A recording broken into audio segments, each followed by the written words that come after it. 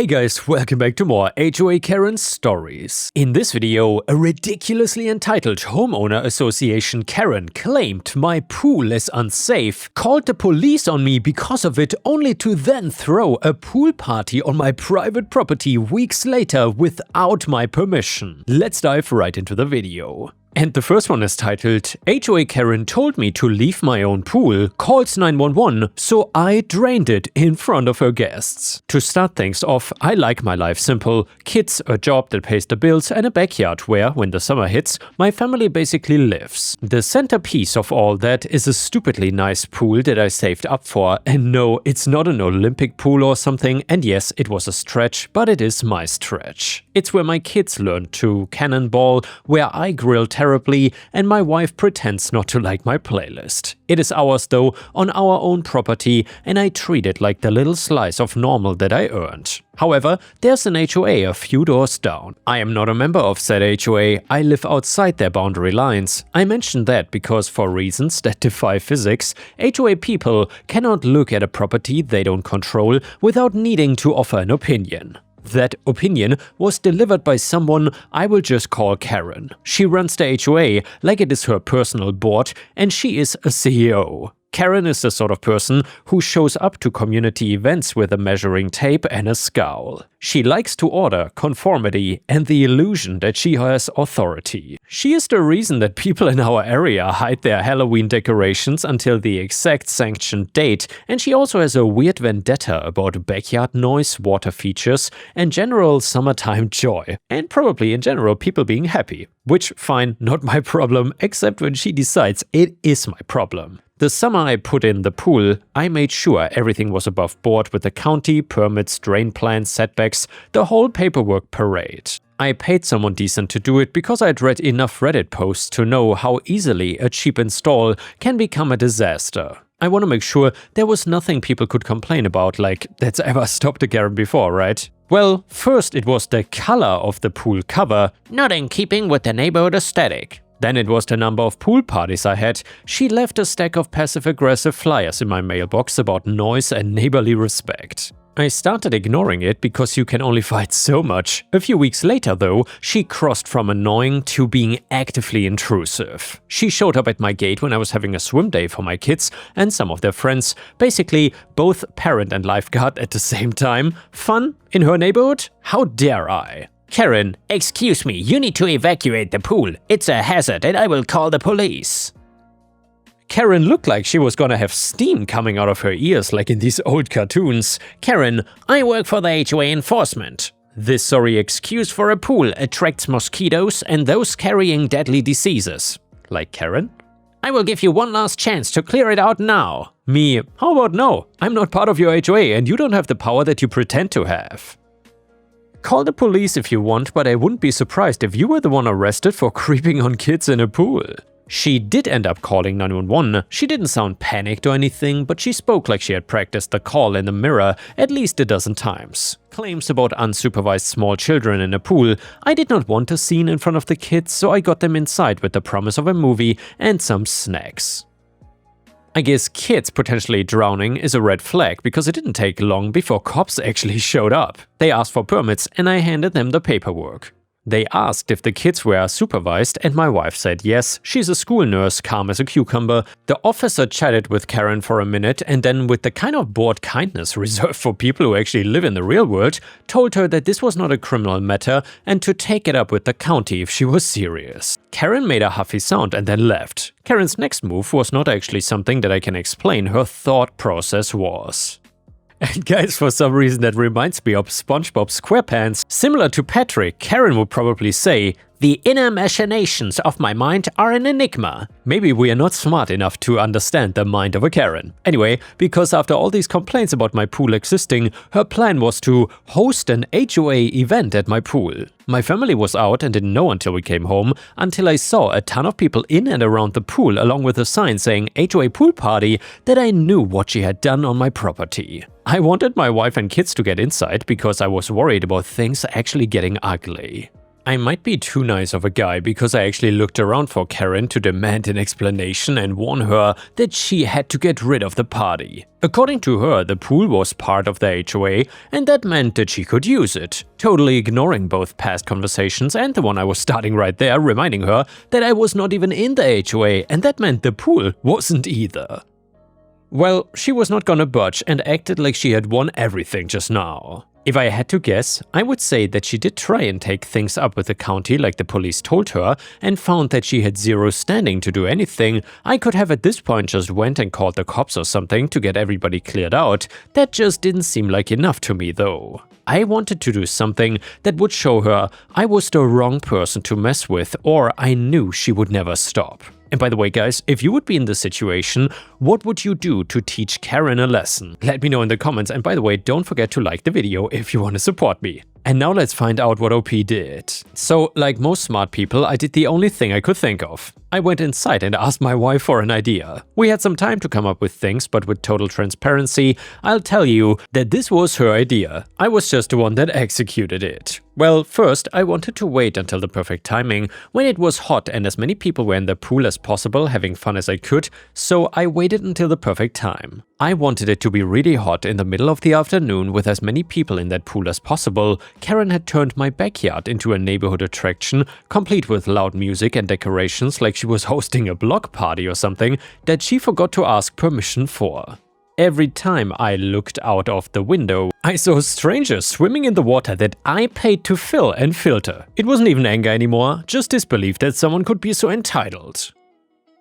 She had really convinced herself the HOA owned my pool. I guess if you act confident enough, some people will believe you. She had even set up a little check-in table, like she was running a country club or something. There were name tags, a cooler full of sodas, and one guy collecting money for HOA event supplies. It was just wild. People I'd never met were making themselves home at my property, using my chairs and towels. I stood there on the porch watching the whole circus unfold.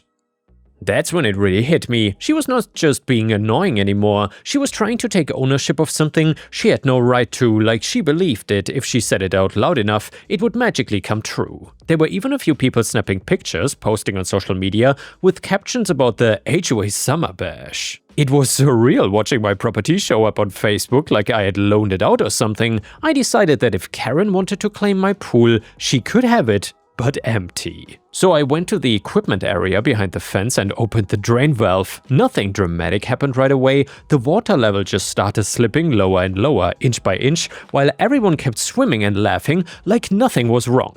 After a while, the shallow end looked shallower than it should have, and a few people started to notice. Then came the confusion. Karen was walking around trying to figure out why the water was suddenly disappearing. I stayed on the porch just watching, pretending to be as surprised as everyone else. At some point the steps were exposed, kids got out, adults followed, and the confusion turned to awkward silence. It didn't take long for everyone to realize that the pool was not malfunctioning, it was just draining on purpose. The sign she had planted reading HOA Pool Party floated sideways before sticking to the bottom as the last of the water circled the drain. Karen's expression said everything. She looked around for someone to blame, but most of her guests were already leaving. Nobody wanted to be part of whatever mess this had turned into. A few people were whispering, some laughing quietly, like they knew this was gonna make great gossip later. I did not need to yell or explain anything, I just waited until the yard was empty again. When the last car left, I walked out back. The pool was a hollow shell reflecting the late sunlight, a few beach balls stranded at the bottom. The only sound was the pump winding down. I shut everything off, locked the gate, and finally let myself laugh. Not a big dramatic laugh, just a quiet, satisfied kind that comes from knowing that someone got exactly what they deserved. Later that afternoon, the police stopped by. I figured someone had called them when they saw the crowd and the drained pool. They asked a few questions, looked around and checked my property documents, and then left without much to say. It was clear the pool and everything on the lot was mine. There was nothing illegal about draining my own pool. Word spread fast through the neighborhood after that, and everyone who had shown up that day told their version of the story, and none of them made Karen look good.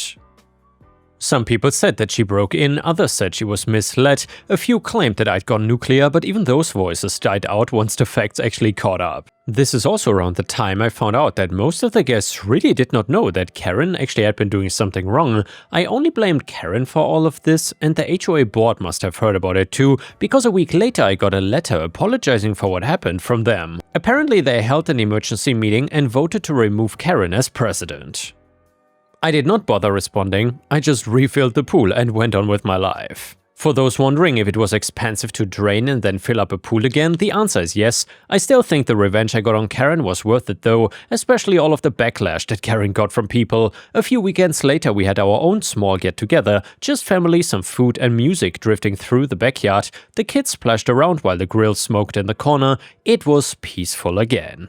Every now and then I still catch Karen driving past slowly, staring at the fence like she's hoping for a rematch, but she doesn't stop anymore. She just keeps driving, probably wondering how everything slipped out of her control. And every time I see her car go by, I cannot help but smile a little bit, because the pool she tried to claim, it is still here, but it is still mine. And now the next few stories are gonna be from r/entitledpeople that we haven't read in a while, I think, and the first one is titled "Seatmate in a flight complained that I started eating my special meal before theirs arrived." And by the way guys, if you enjoy these stories about entitled people and HOA Karens, please don't forget to like the video and post a comment. So on long flights I usually pre-order a special meal online because I'm vegetarian. On most flights, the flight attendant brings the special meals first and then start the normal meal service for the rest. On my last flight, a perfect stranger sat next to me and told me that I was rude and inconsiderate because I started eating my vegetarian food before their meal arrived. They said it was basic rule to wait until everyone in the row got their food and that I ruined their flight.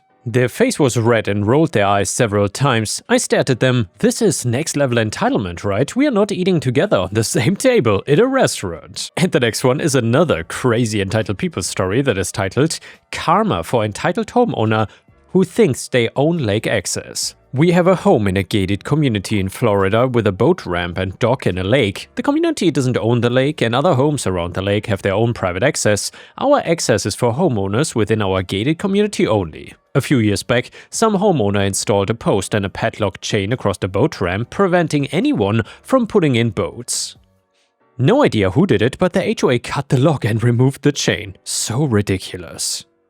Last year, a homeowner, no idea if it was the same one, had their boat in at the dock and would drive his truck down and park it on the grass by the dock. Parking on grass is not allowed as it kills it. He was told numerous times to stop and to park in the small lot farther up from the ramp. And finally, all that worked was for the HOA via board volunteers to put up 2 no parking signs on the grass, spaced to block the possibility of parking.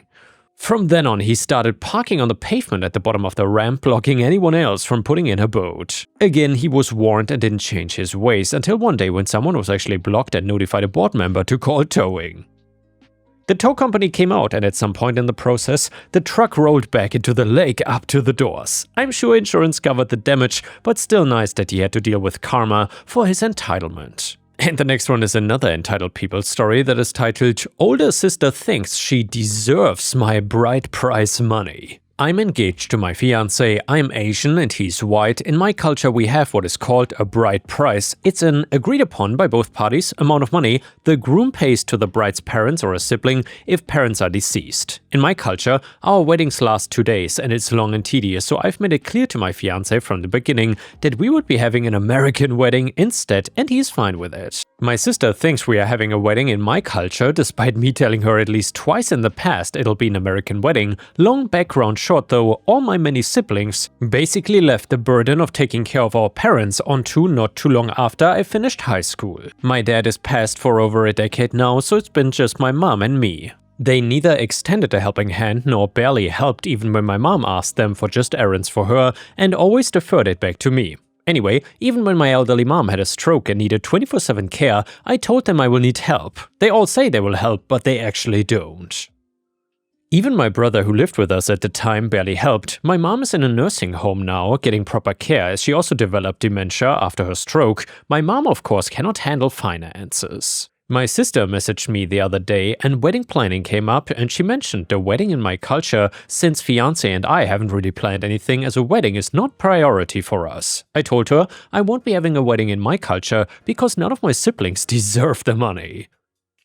She told me she deserves the money because she helped take care of me when I was younger. 8-year age gap between us. Spoiler, she got married not too long after finishing high school and moved out of state to live with her husband, so she literally only helped my parents babysit me here and there until maybe I was 10 or not even 10. Y'all, my brain stalled and I couldn't think of where the audacity came from, and every time I think of it I still cannot wrap my mind around the entitlement, so now wedding plans changed and she's no longer invited and won't know any of my plans either. And now let's move on to the next story. It starts like this. So when I was 15 years old, my parents were coming home after just going out to the movies and grabbing some pizza. A simple trip that turned bad because some idiot decided that drinking and then getting in his car was a genius move. From what I remember being told, he ran a red light and crashed right into my parents' car way over the speed limit. They were taken to the hospital, but there was nothing that could be done, and basically out of nowhere I no longer had parents. I did have an older brother who was 22 at the time, who basically stepped in to become my legal guardian until I came of age, making it so I could stay in the house of my parents and finish school without needing to go and live with another family.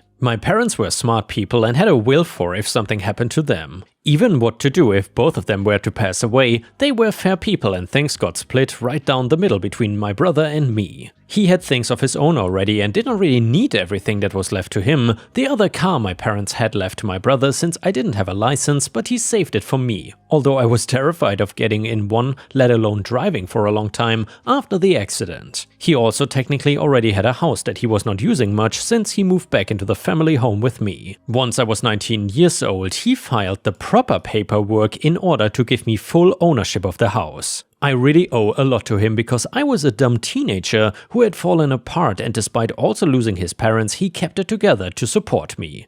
I was also going to go to college locally and commute, so I was glad to have the house in my name now. He was going to move back into his house and I could call him if I needed help for anything. He explained to me all the ins and outs I needed to know. Things were okay for a little bit, and then one day I came home from school exhausted. I had a 6 p.m. chemistry class that was just horrible and always left my head spinning. I changed my major away from science the next semester. My front door had a padlock on it and I called my brother in a panic. He was going to drive over, but it would be about an hour, so I could only sit and wait. While I was waiting, a man came up to me and I knew that he was the president of the HOA. He was also entitled and a nasty guy that my mother hated, and I tried to avoid once I owned the property. HOA, what are you doing here? Me, I cannot get in my house. Somebody put a padlock on it. HOA guy, I did that to keep you from squatting here any longer. I ignored it for a while as a favor, but now I really need you to leave. Me, but this is my house, or rather the old property of my late parents.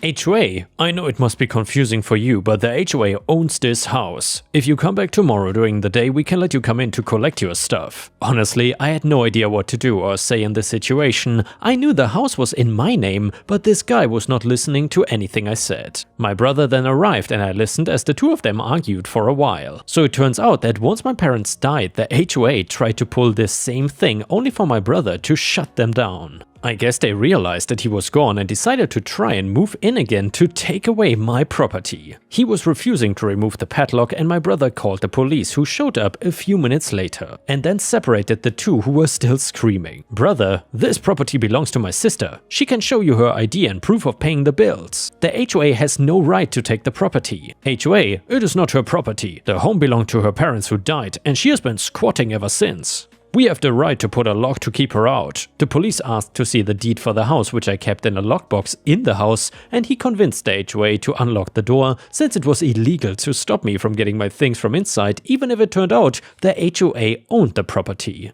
I then got the house deed and showed it to the police, with the HOA president craning his neck, trying to get a good look. Before the police could even say anything, he started claiming that the deed I showed was probably fake and I should be arrested for fraud and making false paperwork. However, it was a real deed and the police at this point knew what the HOA guy was trying to play at. They told the HOA dude off for trying to take advantage of a situation and that the house legally appeared to be mine. If they still doubted that they could take me to court but were not allowed to put a padlock and keep me out of my own home. They did end up trying to take me to court, and my brother told me that they were hoping to scare me enough to just run away and give my house up. They wanted it because it would be a big sale that the HOA would get the money for if they owned the property either legally or due to it being abandoned. They were trying to pull a bluff, and we called it. We had a lawyer that helped us a lot when our parents died who agreed to help us even though it was not his usual area of expertise. He did not like what we told him, and he said that the HOA would be idiots to let it get far enough to be put in front of a judge. I guess they really were stupid though, because they did, and all that happened was the judge verified that I owned the property and chastised the HOA for trying to take advantage of a tragedy and prey on a young woman who did not know much about owning a home yet. They were forced to leave me alone by a court order.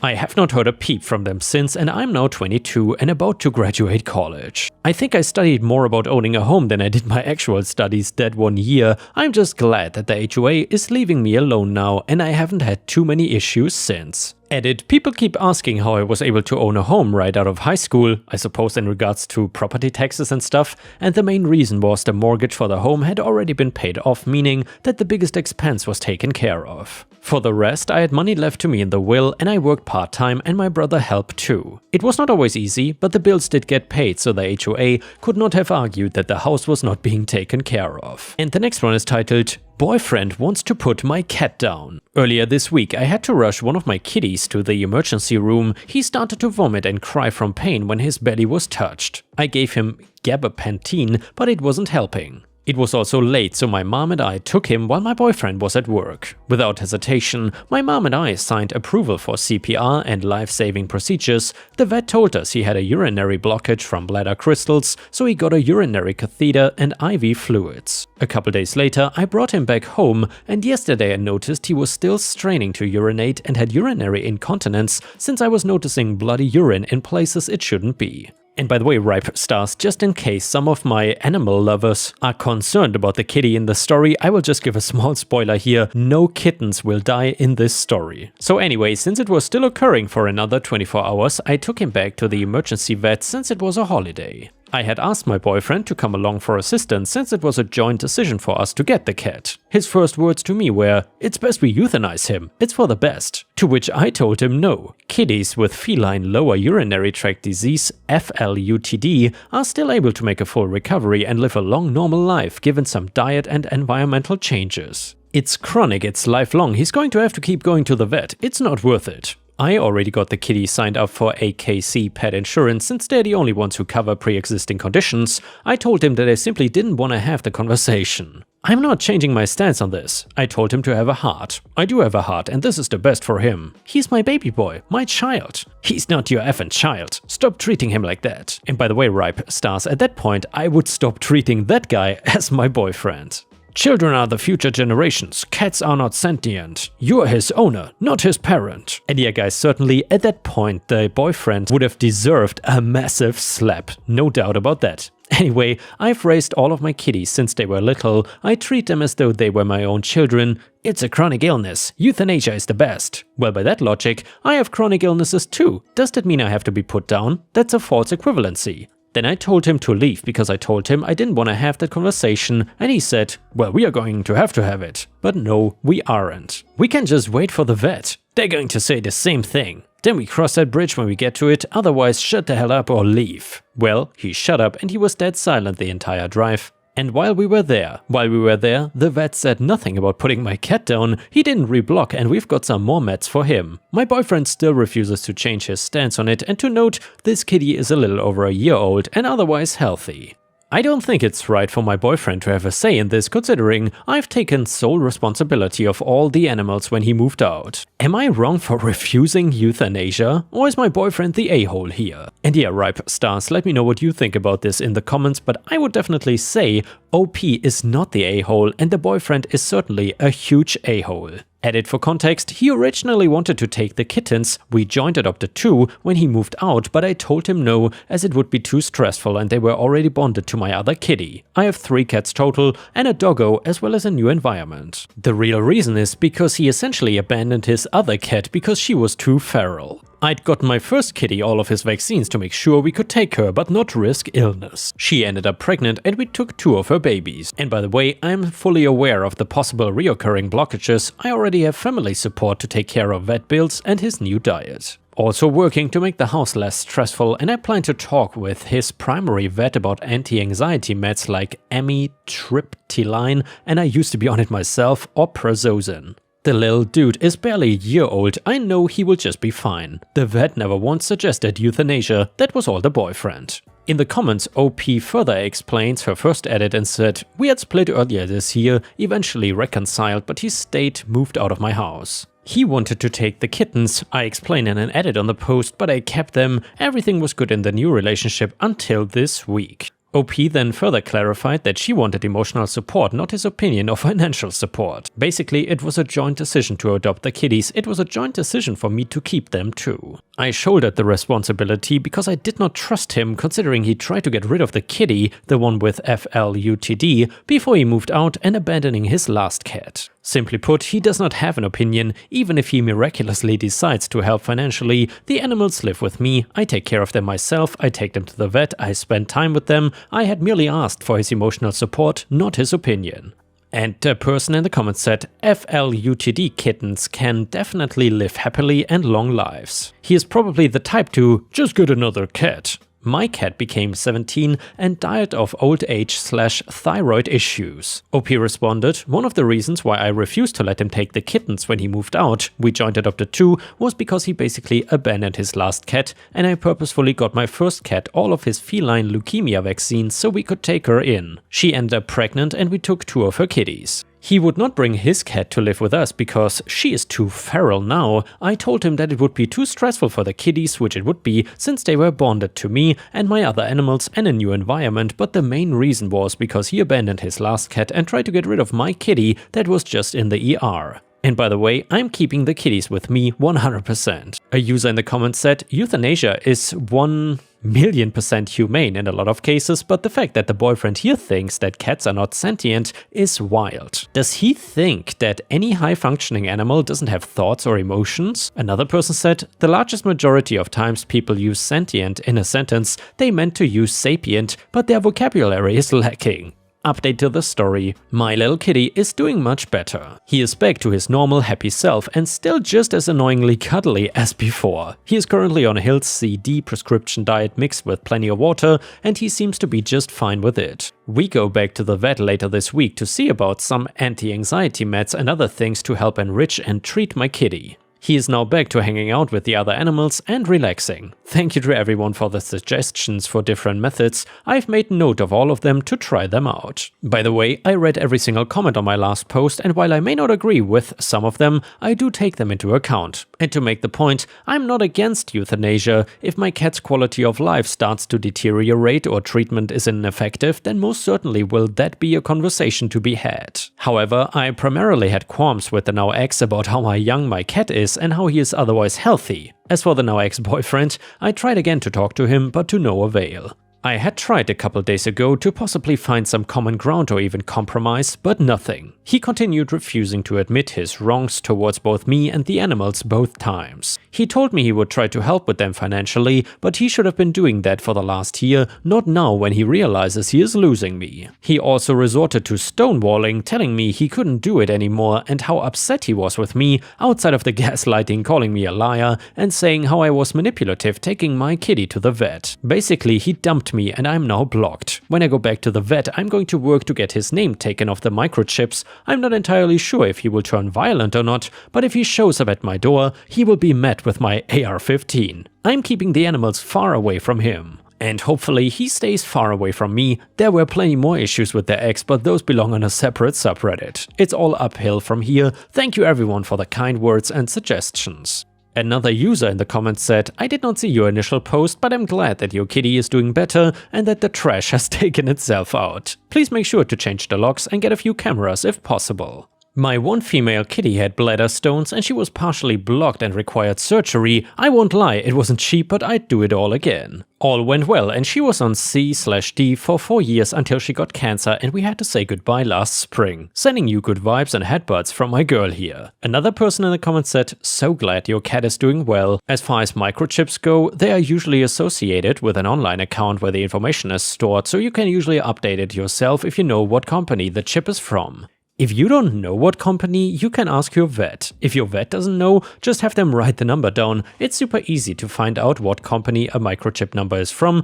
and some vets just are not tech savvy. Most of the time, vets cannot actually change the info on a microchip. Microchips only can give one piece of information, a unique number. That number has to be searched in a database to pull up the owner's information. It is not within the chip itself. Another user in the comments said, so glad to hear all of this, especially about the kitty doing better. I know separating from your ex might be stressful, but it honestly sounds like a stress relief more than anything. I'm very glad your kitty could help you at the same time that you were helping him. Almost forgot, if you're not sure of the microchip company, the AAHA microchip database will let you know the phone number and web address of the manufacturer. All you have to do is type in the microchip number and also make sure your veterinarian has the file notated not to give out any information to your ex or let him bring any of your pets into them. Another user said, your cat has got your back, leave it to your pets to point out an a-hole who needs to be shown the door. And that is very true. Pets are often smarter than us. Anyway, it may not seem like it now, but it's the best thing to ever happen to you. OP then said, my dog is usually the best indicator for me, and she has peed a couple times in a girl's car. She ended up calling the cops on me for nothing, but sometimes we make mistakes. And the next one is a story from r/petty revenge, and it is titled, my friend's boyfriend broke up with her, enjoy washing all those glasses. This was around 15 years ago, but I just thought about it and I figured it would fit this subreddit pretty well. My friend's boyfriend broke up with her in a really bad way. I honestly don't remember the details, but it was just dumb teenager stuff. Anyway, he worked part-time as a dishwasher at a restaurant and had complained that washing glasses with lipstick on the rim was the thing he hated the most. We knew that he worked on Saturday mornings, so the following Saturday we went there for brunch and just ordered a bunch of juices, smoothies, coffees, fresh glasses of water, etc. and we would apply a fresh layer of lipstick before drinking any of them. He must have hated this shift. It was very petty, but my friend was feeling way better after. And yeah guys, thank you for watching. I will see you again tomorrow.